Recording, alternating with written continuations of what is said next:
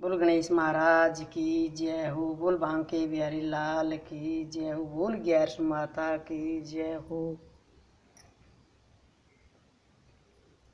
फाल्गुन की एकादशी व्रत कथा। फाल्गुन माह की शुक्ल पक्ष की एकादशी की व्रत कथा का महात्म्य। मानदाता जी ने कहा, हे वशिष्ठ जी, अगर आप मुझ पर कृपालु हैं तो ऐसी कथा कहें जिससे हमारा उद्धार हो। ऋषिराज वशिष्ठ जी ने कहा, हे नरेश, मैं ऐसी एकादशी उपवास की कथा कहता हूँ जो सर्वोत्तम एवं मोक्षदायिनी है, जिसको आमल की एकादशी कहते हैं। इस उपवास के फलस्वरूप सब प्रकार के पापों का नाश हो जाता है। 1000 गो दान से जो फल मिलता है वह अकेली एकादशी के उपवास से प्राप्त हो जाता है। हे मानदाता, मैं तुम्हें इसकी एक अत्यंत प्राचीन कथा सुनाता हूँ, अतः इसे ध्यानपूर्वक सुने। प्राचीन काल में वैदिक नाम का एक नगर था, जहाँ पर चंद्रवंशी राजा चैत्ररथा का राज्य था। उसके शासन में चारों तरफ ब्राह्मण, वैश्य, क्षत्रिय और शूद्र सब मिलजुल कर रहते थे। सर्वत्र शांति थी, जनता भी धर्मपरायण थी। वहाँ नास्तिक और दुराचारी कोई भी नहीं था, न ही कोई गरीब अथवा दुखी था। उस नगर के सब निवासी विष्णु भक्त थे। वहाँ के सभी निवासी बाल, युवा एवं वृद्ध एकादशी उपवास रखते थे। एक समय फाल्गुन माह के शुक्ल पक्ष की आमल की एकादशी का आगमन हुआ तो समस्त प्रजाजनों ने प्रसन्नतापूर्वक इस एकादशी का उपवास किया। नरेश ने प्रजा सहित मंदिर में आकर कुंभ स्थापित करवाकर विधि पूर्वक धात्री का पूजन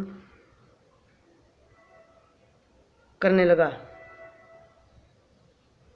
वे सब देवी की स्तुति करने लगे और बोले, हे धात्री देवी, तुम ब्रह्मा हो, ब्रह्मा से उत्पन्न हो, सब पापों का विनाश करने वाली हो, तुमको नमन है। हमारी भेंट ग्रहण कर हमें कृतार्थ करो। तुम श्री रामचंद्र जी के द्वारा पूजनीय हो, अतः मेरी प्रार्थना स्वीकार कर मेरे समस्त पापों को नष्ट करो।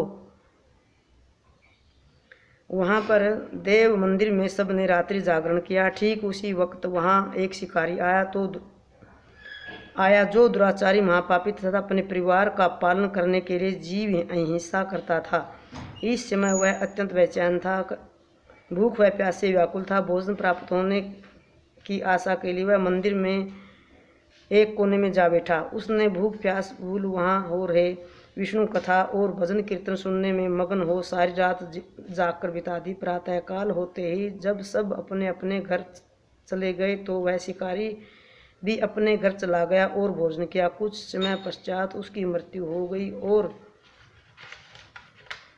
आमल की एकादशी में रात्रि जागरण और प्रभु भजन कीर्तन श्रवण के पुण्य प्रभाव से उसका जन्म एक राजा के यहाँ हुआ। उसका नाम भसूरथ रखा गया। बड़ा होने पर वह अपने पिता के राज्य का राजा बना। वह चतुर्गिनी सेना का भी प्रधान बन 10,000 ग्रामों पर शासन करने लगा। वह सूर्य के समान तेजस्वी, चंद्रमा समान कांतिवान, धन धान्य से परिपूर्ण था। विष्णु भगवान की तरह वीर गंभीर बना और पृथ्वी के समान अक्षमाशील था। वह अत्यंत सत्यवादी, कर्मवीर तथा प्रभु भगत था। वह प्रतिदिन दान देता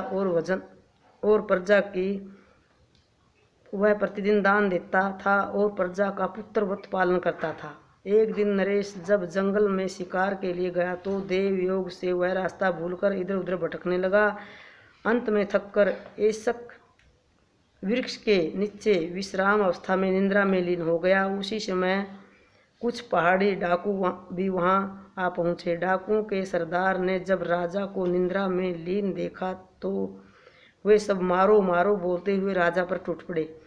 वह डाकू कहने लगा, इस दुष्ट राजा ने मेरे बंधु बांधवों, माता पिता तथा परिवार जनों और संबंधियों को मार डाला था, ओसर राज्य से निष्कासित कर दिया था, अतः इस राजा को अब अवश्य मार देना चाहिए। ऐसा बोलकर वह अपने साथी डाकुओं सहित प्रजा पर अस्त्र शस्त्र से प्रहार करने लगा,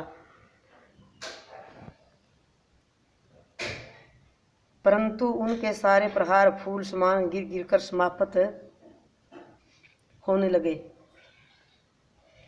डाकुओं के अस्त्र शस्त्र उल्ट कर डाकुओं पर ही वार करने लगे। वे सब डाकू मूर्छित होकर गिर पड़े।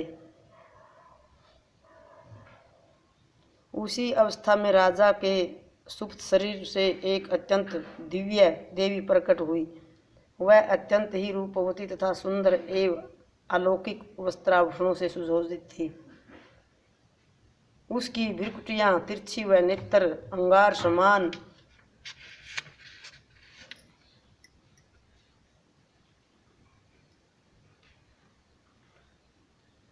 दहक रहे थे। वह स्वयं महाकाल ही प्रतीत होती थी। उस देवी ने अपने अस्त्रों के प्रहार से समस्त डाकुओं को मौत की नींद सुला दिया। कुछ समय पश्चात जब राजा की निद्रा टूटी तो वह वहां पर उन डाकुओं को मृत देखकर चकित हुआ और सोचने लगा कि किसने इन डाकुओं को मारकर मेरी रक्षा की है।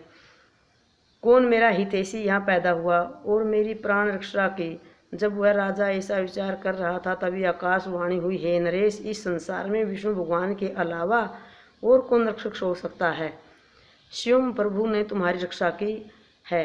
आकाशवाणी सुनकर राजा प्रसन्नचित हो अपने महल में वापस आकर सुखपूर्वक रहने लगा तथा राजकाज चलाने लगा। ऋषिराज वशिष्ठ जी ने कहा, हे नरेश, यह सब आमल की एकादशी के पुण्य प्रभाव से ही संभव हुआ। इस एकादशी का उपवास करने वाले सदैव ही अपने कार्य में सफलता पाते हैं और देहावसान के पश्चात अंत में विष्णुधाम मोक्ष पाते हैं। बोल गैर माता की जय हो।